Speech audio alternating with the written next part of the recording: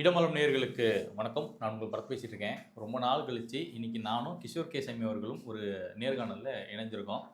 என்ன பேச போறோம்னு பார்த்தோம்னா, திமுகவினுடைய சமீபத்திய அரசியல் நிலைப்பாடுகள். மக்கள குழப்பறதுக்காக அவங்க செய்றாங்களா? இல்ல மக்கள தெளிவுபடுத்துறதுக்காக அவங்க செய்றாங்களா? அப்படிங்கிறத பத்தி நம்ம கிஷோர் கேசமி அவர்ட்ட கேட்டு தெரிஞ்சுக்க போறோம். சார் வணக்கம் சார். வணக்கம். திருப்பரங்குன்ற விஷயம் ரொம்ப பெரிய ஒரு இஷ்யூவா போயிட்டே இருக்கு. ஒரு சைடு திமுக, ஒரு சைடு பாஜகன்னு சொல்லி எல்லாரும் பண்ணிட்டு இருக்காங்க. ஆனா திமுக வந்து இரட்டை நிலைப்பாடு எடுத்துக்கிட்டே இருக்காங்க.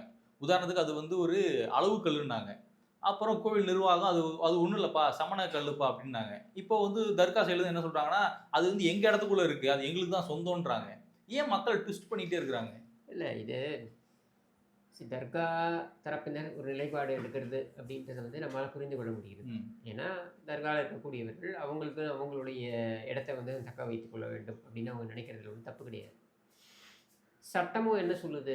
இல்ல இதுக்கு முன்னாடி வந்த தீர்ப்புகள் என்ன சொல்லுது? அப்படின்றதை நீங்க கூர்ந்து கவனிச்சீங்கன்னாக்க, அந்த தீர்ப்புகள் மிக தெளிவாக அந்த நெல்லித்தோப்பு பகுதி, தர்கா, அப்புறம் அதற்கான வழிப்பாதை இதெல்லாம் வந்து யாருக்கு சொந்தம்னா, தர்காவுக்கு தான் சொந்தம் அப்படின்றத தெளிவுபடுத்தியிருக்காங்க.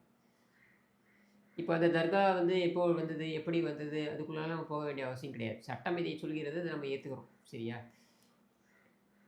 இப்போ இந்த கோவில், கோவிலை பொறுத்தவரைக்கும் என்ன சொல்லுதுன்னா, இந்த நெல்லித்தோப்பு பகுதி தர்கா, இந்த வழிபாதை. இதை தவிர்த்து மற்ற எல்லாமே வந்து கோவிலுக்கு சொந்தம். கோவிலுக்கு சொந்தம் என்பது அரசாங்கத்தின் கட்டுப்பாட்டில் இருக்கும். இப்படின்றது தான் நம்ம பார்க்கக்கூடியதா இருக்கு. தேவஸ்தானத்துக்கு சொந்தமா இருக்கும். இப்போ இந்த கோவிலுடைய அறங்காவலரா இருக்கக்கூடியவர், இவங்களுக்கு என்ன அத்தாரிட்டி இருக்கு? நீ வந்து கோவிலுடைய வரவு செலவு கணக்குகளை பார்க்கறதுக்காக நீ வந்து அங்க இருக்க. மத்தபடி நீ கிடையாது. அப்படின்னும் பொழுது, நீ வந்து எப்படி அங்க எங்கே தீபம் ஏற்ற வேண்டும் என்பதிலே நீ யார் மூக்கை நுழைப்பதற்கு? 1.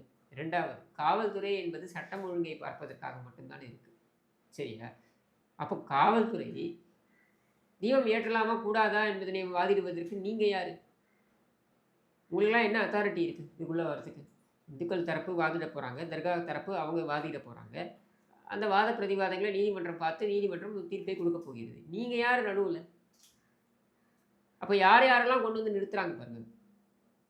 கோவில் தரப்பு அப்படின்னு சொல்லி அந்த எக்ஸிக்யூட்டிவ் ஆஃபீஸர் அவருக்கு அந்த அதிகாரமே கிடையாது. அவரை கொண்டு வந்து நிறுத்துறாங்க. என்ன?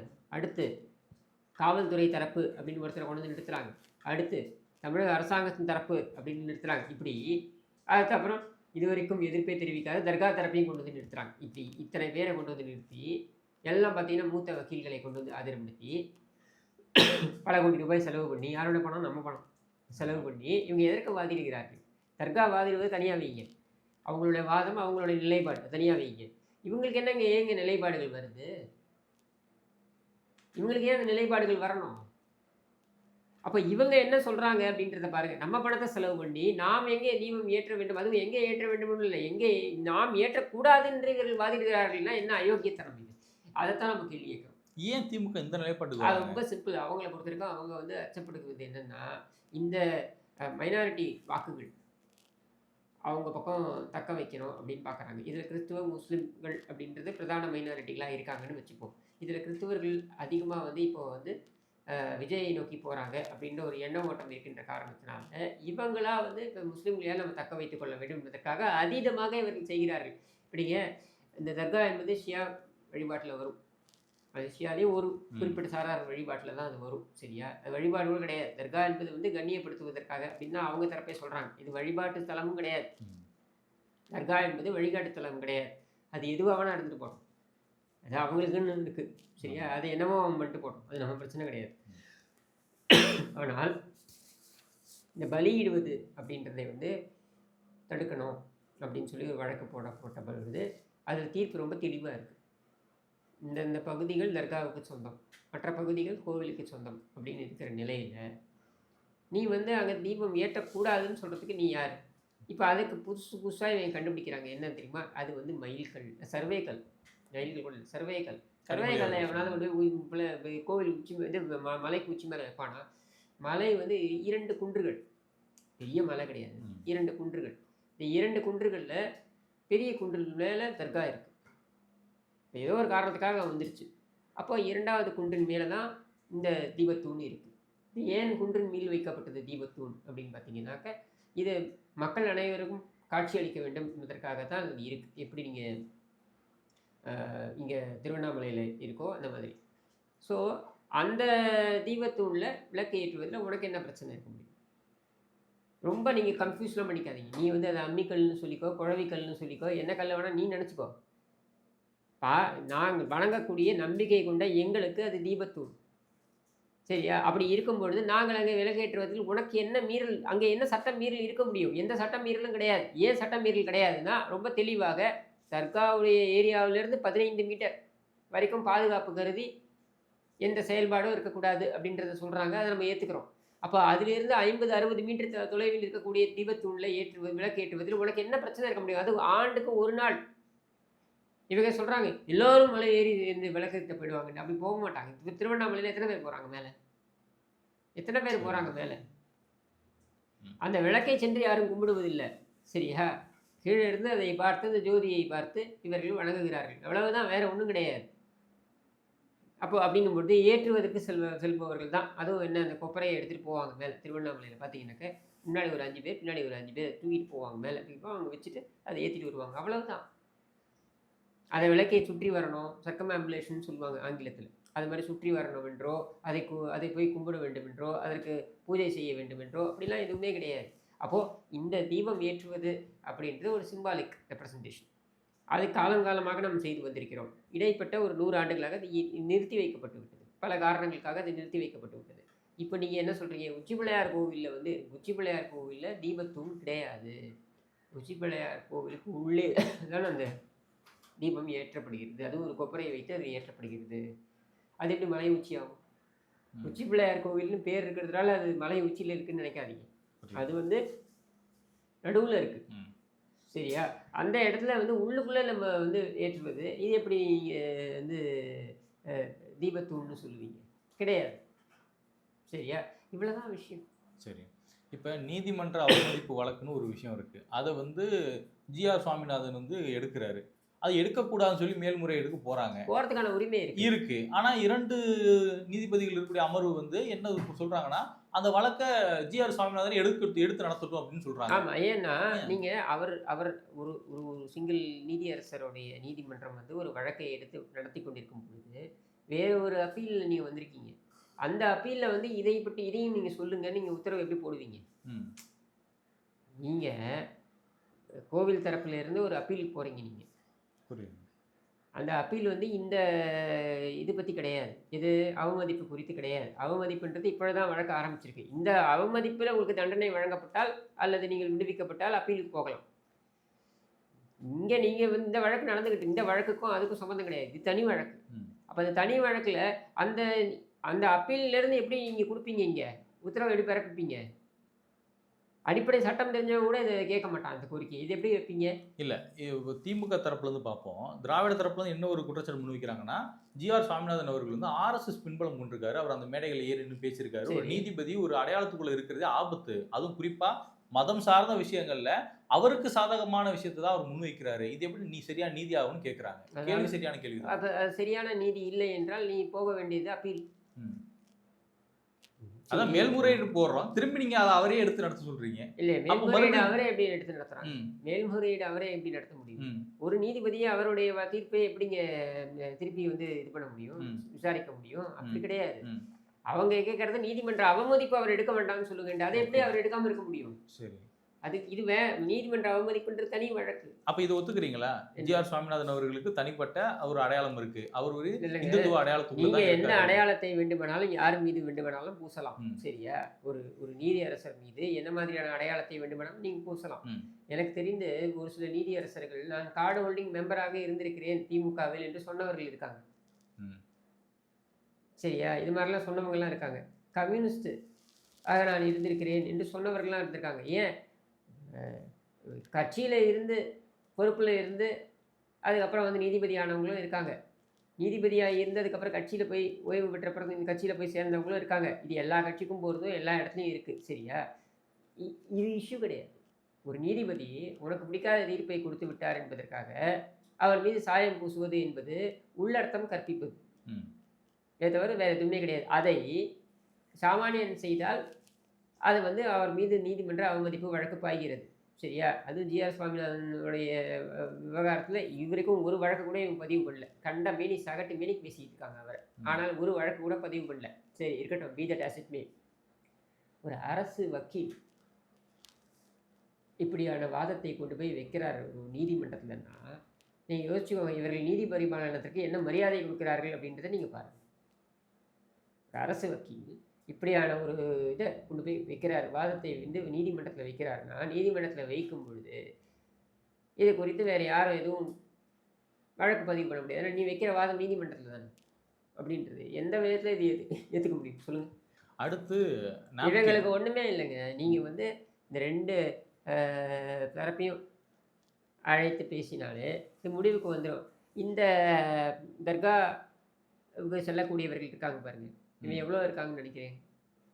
0.1% இருப்பாங்க.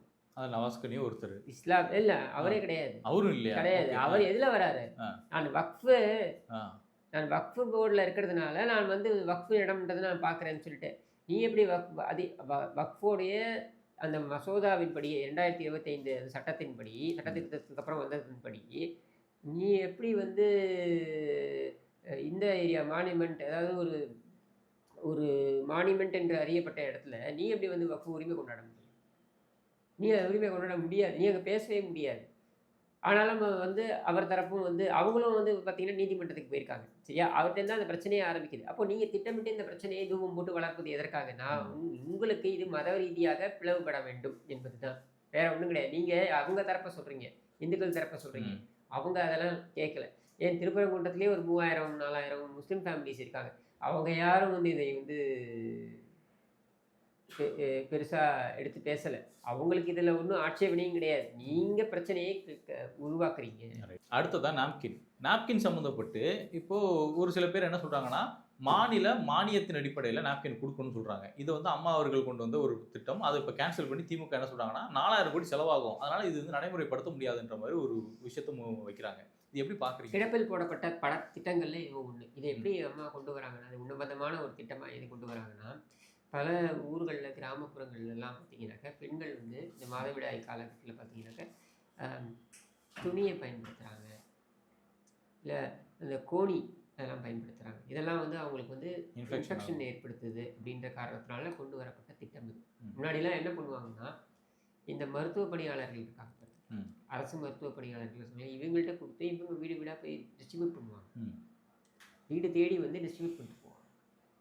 உங்கள் வீட்டில் பெண்கள் இருக்காங்களா, அப்போ நான் இதை வச்சுக்கோங்க அப்படின்னு சொல்லிட்டு டிஸ்ட்ரிபியூட் பண்ணிட்டு போவாங்க. இந்த மாதிரி ஒரு உன்னதமான ஒரு திட்டமாக இது கொண்டு வரப்பட்டது. இதனால் நிறைய பயனாளிகள், சரியா? அதுவும் பார்த்தீங்கன்னாக்கா குடும்ப பெண்கள் இந்த மாதிரி இருக்கக்கூடியவர்கள் வந்து அவங்களுக்கு வந்து இது ரொம்ப பயனாக இருந்தது. அதை வந்து நீங்கள் வந்து இன்றைக்கி கிடப்பில் போட்டீங்க, பல்வேறு விஷயங்கள் கிடப்பில் போட்டீங்க, அதில் இதுவும் கிடப்பில் போட்டீங்க, அவ்வளவுதான். இல்லை, சில நிதி இல்லைன்னு ஒரு குற்றச்சாட்டு வைக்கிறாங்க. ஆமாங்க, எப்படி இருக்கும்? நீ எப்படி உங்களுக்கு எங்கே நிதி இருக்கும்? நீங்கள் என்ன சொல்லி ஆட்சிக்கு வந்தீங்க? நிதிச்சுமையை வந்து அதிகப்படுத்தி விட்டது அதிமுக அரசாங்கம், நாங்கள் வந்து சரி செய்து விடுவோம். பிடிஆர் பழனிவேல் தியாகராஜன் இந்த குற்றச்சாட்டை வைக்கிறார். அது நானும் அவரெல்லாம் சேர்ந்து ஒரு ஆங்கில தொலைக்காட்சியில் பேசும்பொழுது அந்த குற்றச்சாட்டையை அவர் வைக்கிறார். இப்போ எனக்கும் அவருக்கும் விவாதம் வரும்பொழுது அவர் சொல்கிறார், நாங்கள் பாருங்கள் வந்து 6 மாதங்கள் எல்லாம் நாங்கள் என்ன செய்கிறோம் பாருங்கன்ட்டு.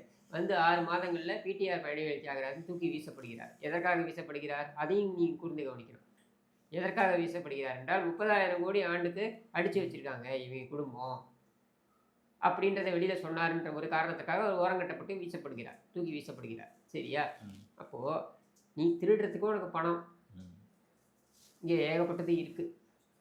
அதுக்கு தான் நீ ஆட்சிக்கே வந்திருக்க. வந்த திருடுற போகிற, அவ்வளோதான். பெண்களுக்கு அந்த மாதவிடாய் காலத்தில் நாப்கின் வழங்கப்பட்டால் என்ன? தூய்மை பணியாளர்கள் ரோட்லேயே போராடி செத்தா உனக்கு என்ன? என்ன அரசு ஊழியர்களுக்கு நீ வந்து கொடுக்குறேன்னு சொன்ன அந்த ஊதிய உயர்வு அப்படின்றத கொடுக்கலன்னா என்ன? பழைய பென்ஷன் திட்டம் அப்படின்றத நான் மீண்டும் கொண்டு வருவேன் அப்படின்னு சொன்னதை வந்து நீ கிடப்பில் போட்டா என்ன? தாலிக்கு தங்கம் திட்டத்தை நீ கிடப்பில் போட்டா என்ன? அம்மா குடிநீர் என்பதனை கிடப்பில் போட்டா என்ன? அம்மா உப்பு என்று வழங்கப்பட்டு வந்ததை கிடப்பில் போட்டால் என்ன? இந்த அம்மா உணவகங்களை எல்லாம் நீ கிடப்பில் போட்டு குப்பையில் போட்டால் என்ன? எல்லாத்தையும் தான் நீங்கள் மூடிட்டீங்க. அதுக்கு தான் நாங்கள் இலவச பேருந்து கொடுத்துருக்கோம், மாதந்தோறும் 1000 ரூபா கொடுத்துட்டு இருக்கோம். சரி, உங்களுடைய இலவச பேருந்து என்பது எத்தனை பேருக்கு பயனாகுது? நீங்கள் பயனாளிகள் அப்படின்றதுல சாதி ரீதியாக கணக்கெடுக்கிறீங்க. கணக்கெடுத்து என்ன சொல்கிறீங்க தெரியுமா? ஒரு குறிப்பிட்ட சாதியினர் தான் அதிகமாக பயன்படுத்துகிறாங்க அப்படின்ட்டு. அதை சொல்லுகின்ற அதே தருணத்தில் உங்களுடைய மூத்த அமைச்சர் ஓசி அப்படின்னு சொல்கிறார். அப்போ என்ன நீ சமூக நீதியை பேசக்கூடிய நீ ஒரு குறிப்பிட்ட சாதியினர் இதை பயன்படுத்துகிறார்கள்னு சொல்லக்கூடியது அவர்களை மட்டம் தட்டுவதாக எடுத்துக்கொள்ளலாம் இல்லையா? இது செய்யலாமா? நீ ஒரு பொறுப்புள்ள ஒரு முதலமைச்சர் செய்கிற வேலையா இது? எப்படிங்க நீங்கள் அதை சர்வே எடுப்பீங்க? இல்லை அப்போது ஒரு சாதி சர்வே எடுக்க எங்களால் முடியாதான்.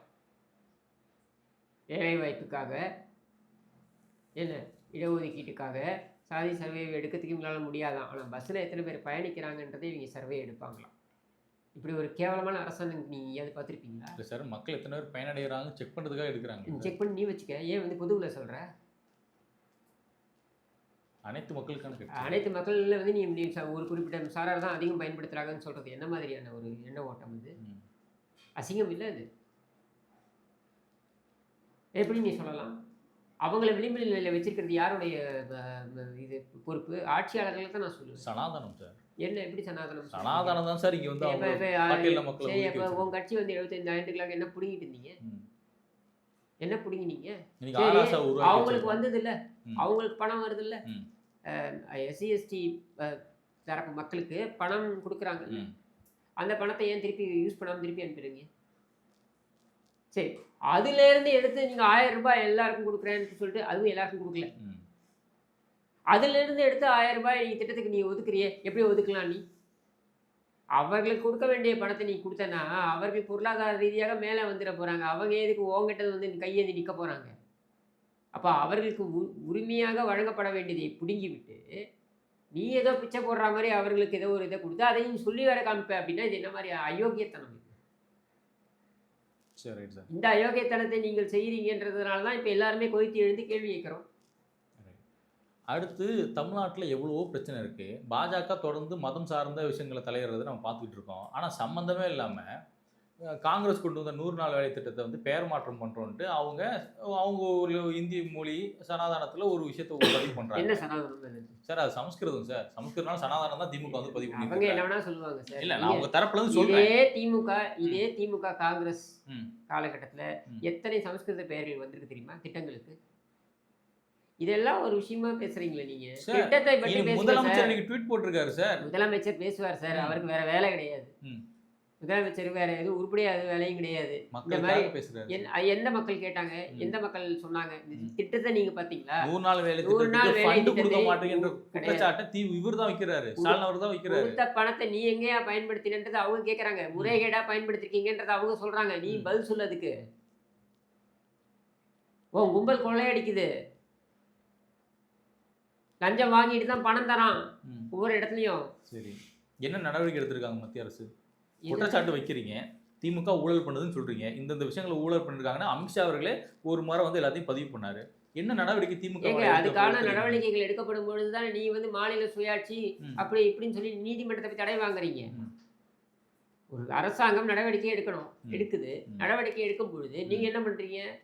தொட்டுப்பார் சிண்டிப்பார் டிராமா ஆடிட்டு நீதிமன்றத்தில் போய் தடை வாங்குறீங்க. ஜனநாயக அடிப்படையில் நீதிமன்றம் போகிறோம். இதில் என்ன தவறு? அப்புறம் ஜனநாயகம் இப்போ என்ன பண்ணுதுன்னு கேட்டால் என்ன தான் பண்ண முடியும்? வேற நடவடிக்கை எடுக்கிறோம்.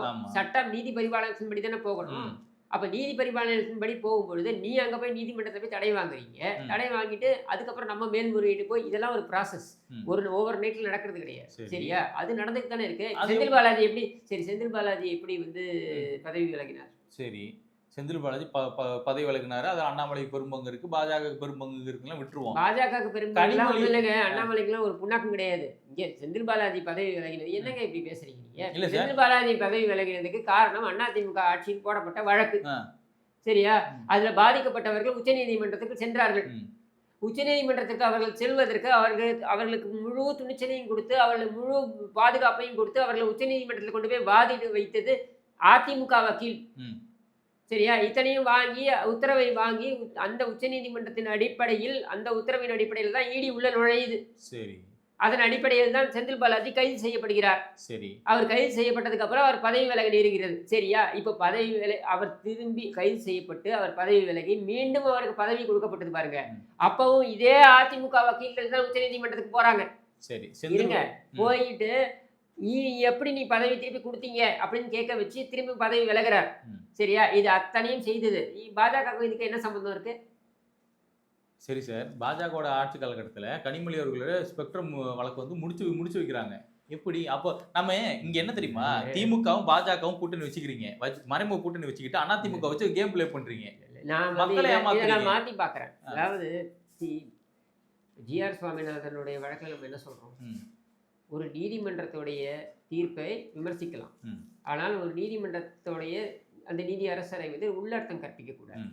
சரியா? ம். அப்போ அது ஸ்பெக்ட்ரம் வழக்குக்கும் பொருந்தும். ம். சரியா? இருக்கிறத வாக்கும். ம். சரியா? அப்படின்னு இருக்கும் பொழுது ஸ்பெக்ட்ரம் வழக்கில் சிபிஐ ஒழுங்காக வாதங்களை வைக்கவில்லை. சிபிஐ சுயமாக இயங்க வேண்டிய ஒரு நிறுவனம். சரியா? இயங்கலன்றீங்களா? இயங்குனதுனால ம். அது அதோடைய வாதங்களை சரியா வைக்கல அப்படின்றத நம்மளால பார்க்க முடிகிறது. சரி. இப்போ நான் என்ன இங்க எதிர்பார்க்குறேன் அப்படின்னா, இந்த மேல்முறையீட்டில் கண்டிப்பாக அவர்கள் தண்டனை பெறுவார்கள் அப்படின்ற ஒரு நம்பிக்கையை நான் வச்சிருக்கேன். ம். சரியா? குற்றம் செய்தவர்கள் தண்டனையை கண்டிப்பாக அனுபவிக்கணும் அப்படின்ற அடிப்படையில் தண்டனையை அனுபவிப்பார்கள் அப்படின்றத நான் பார்க்குறேன். இப்போ இதை அப்படியே வைங்க. நீங்கள் இடியாக இருக்கட்டும், சிபிஐயாக இருக்கட்டும், இதே திமுக 18 ஆண்டுகள் மத்தியில் இருக்கும் பொழுது பயன்படுத்தினீங்கல்ல, ம். இதே மாதிரி தானே பயன்படுத்தினீங்க. அன்னைக்கு உங்களுடைய அரசியல் எதிரியாக இருந்த செல்வி ஜெயலலிதாவுக்கு எதிராக பயன்படுத்தினீங்கல்ல. ம். அன்னைக்கு அதெல்லாம் பயன்படுத்தும் போது உங்களுக்கு தப்புன்னு தெரியலையா? ஆனா இன்னைக்கு விஜயபாஸ்கர் மீதோ, இல்ல அதிமுகவில் இருக்கக்கூடிய முன்னாள் அமைச்சர்கள் மீதோ எந்த ஒரு நடவடிக்கை எடுத்த மாதிரி தெரியல. என்ன நடவடிக்கை எடுக்கணும்? நிறைய பேர் மேல ஊழல் வழக்கு இருக்கு. இருக்கட்டும். எந்த நடவடிக்கையும் எடுக்கப்படல. எப்படி எடுக்கலன்னு நீங்க சொல்றீங்க? யாரு கோர்ட் சிறைக்கு ப்ரொசீடிங்ஸ் போயிருக்காங்க சொல்லுங்க. ப்ரொசீடிங்ஸை நீங்க ஃபாலோ பண்ணீங்களா? ம். கோர்ட் ப்ரொசீடிங்ஸை நீங்க ஃபாலோ பண்ணீங்களா? ம். கோர்ட்டில் என்னென்ன பெண்டிங் இருக்கோ, இப்போ இடியோ சிபிஐயோ ஒரு விசாரணை கையில் எடுக்கிறாங்கன்னா ம். கோர்ட்டுக்கு போகுது அப்படின்னு வச்சுப்போம். கோர்ட்டில் ப்ரொசீடிங்ஸ் இருக்குங்க. அதை அவங்கவுங்க சம்மந்தப்பட்டவங்க ஃபேஸ் பண்ணிட்டு தான் இருப்பாங்க. ம். சரியா? அதில் எப்படி நடவடிக்கை எடுக்கலன்னு நீங்கள் சொல்லுவீங்க? என்ன சார் அதிமுகல இருந்து எந்த ஒரு முன்னாள் அமைச்சரும் கைது செய்யப்படல. திமுகல இருந்து செந்தில் பாலாஜி மட்டும் கைது பண்ணிட்டு நாங்க பாத்தீங்களா நடவடிக்கை எடுத்துட்டோம் அப்படின்னு சொல்றாரு. அதிமுகலே ஏதாவது ஒரு அமைச்சர் போயிட்டு ஆ. நான் லஞ்சம் வாங்கினேன் ஆ. ஆனால் திரும்ப கொடுத்து விட்டேன்னு வாக்குமூலம் கொடுத்தாங்களா கோர்ட்டில்? ம். நீ கொடுத்தனா அது உன் பிரச்சனை. அவர் வாக்குமூலம் கொடுத்தாரு, இவங்க கொடுக்கல. அதான் பிரச்சனை. ஏன்னா கரெக்டா? அவங்க வாங்கலைன்னு அவங்க சொல்றாங்க. நீ வாங்கினதை ஒத்துக்கிற, ம். நான் வாங்கலைன்னு சொல்றேன். நீ போய் ஒத்துக்கிட்டதுக்கு நீ தானே அதுக்கான இதை ஃபேஸ் பண்ணணும், கான்சிக்வன்ஸை ஃபேஸ் பண்ணணும். இது என்ன வாதம்? எனக்கு புரியலையே இது. சரி ரைட் சார். பொறுத்திருந்து பார்ப்போம். திமுகவினுடைய இரட்டை நிலைப்பாடு மக்கள் எப்படி புரிஞ்சுக்கிறாங்க அப்படின்னு. ரொம்ப நன்றி சார்.